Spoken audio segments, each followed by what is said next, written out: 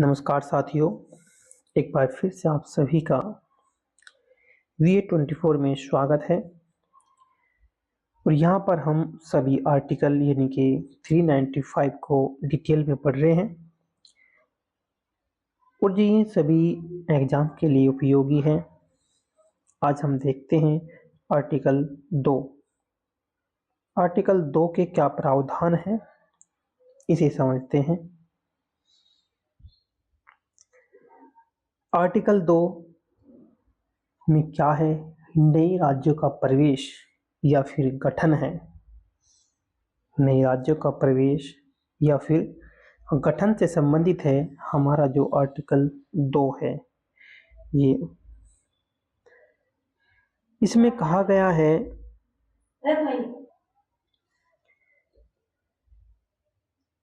संविधान के का जो मूल पाठ है वो इंग्लिश में दिया गया है। पार्लियामेंट में by law admit into the union of India और establish new state on such term and conditions as it think fit। अर्थात इसे साधारण शब्दों में समझे तो संसद को यह अधिकार दिया गया है कि कानून बनाकर भारत के संघ में किसी नए राज्य को शामिल कर सकती है।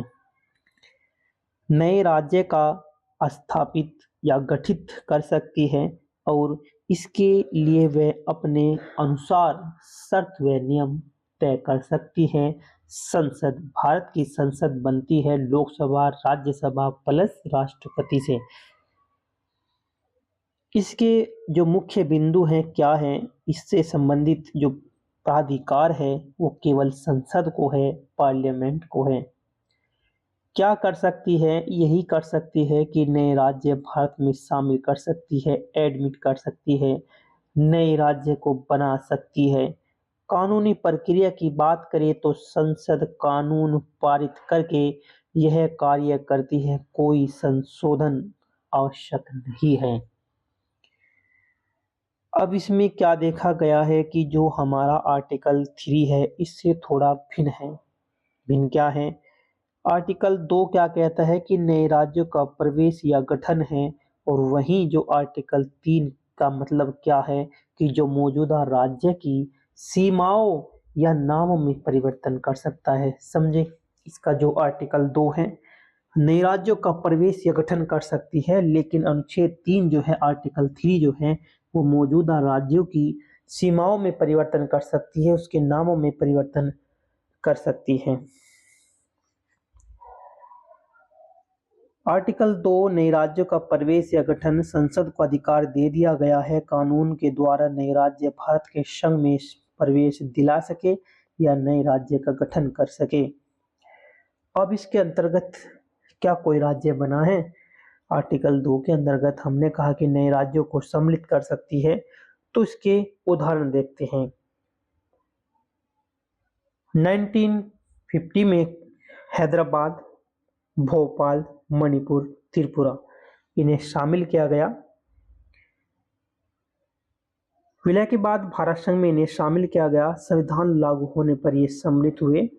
और फिर देखते हैं जो 1961-62 में गोवा, दमन और दीव जो पुर्तगालियों से स्वतंत्र होने के बाद भारत में ये शामिल हुए, तो आर्टिकल 2 के अनुरूप हुए। फिर 1975 की बात करते हैं। सिक्किम स्वतंत्र राजशाही से, सिक्किम जो था स्वतंत्र राजशाही का शासन था, भारत का 22वां राज्य बना। ये भी आर्टिकल 2 के द्वारा ही सम्मिलित किया गया। 36वें संविधान संशोधन जो 1975 में हुआ था उसके द्वारा। अब फिर देखते हैं गोवा 1987 में गोवा को आर्टिकल 2 के अनुरूप राज्य में सम्मिलित किया गया। केंद्र शासित प्रदेश से राज्य का दर्जा इन्हें दिया गया। ये 56वां संविधान संशोधन हुआ था 1987 में। जबकि अनुच्छेद 3 क्या कहता है?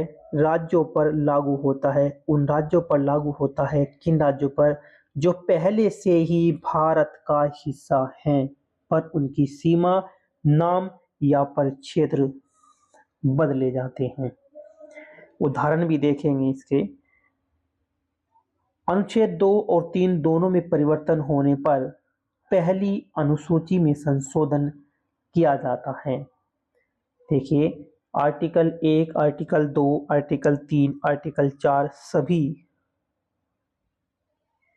ये जो हमारी अनुसूची है, अनुसूची यानी कि अनुसूची 2 और 3 दोनों में परिवर्तन होने पर पहली अनुसूची में संशोधन किया जाता है।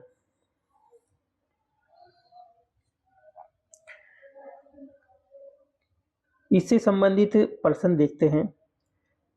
भारत के संविधान का कौन सा अनुच्छेद संसद को भारत के संघ में नए राज्यों को सम्मिलित करने या स्थापित करने की शक्ति देता है? तो इसमें अभी हमने पढ़ा जो हमारा आर्टिकल 2 है, ये भारत संघ में राज्यों को सम्मिलित करने या स्थापित करने की शक्ति देता है।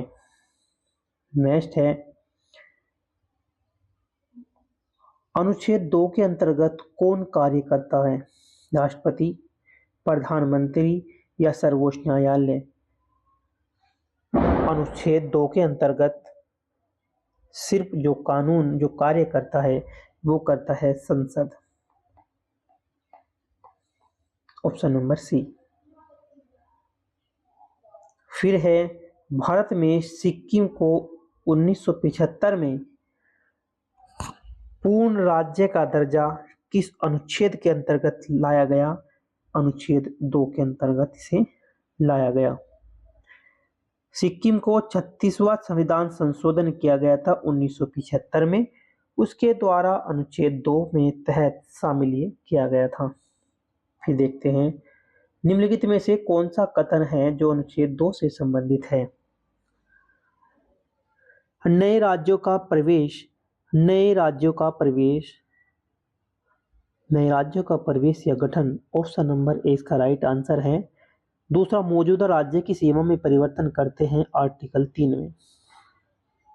राज्यों के नामों में भी परिवर्तन जो करते हैं वो करते हैं आर्टिकल 3 में।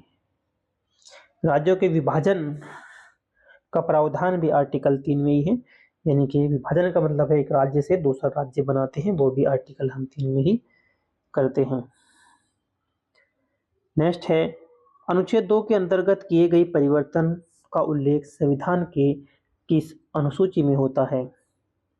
ये प्रथम अनुसूची में होता है। ऑप्शन नंबर इसका सी है।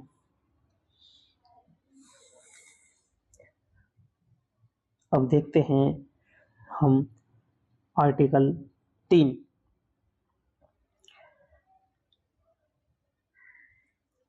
आर्टिकल 3 क्या कहता है?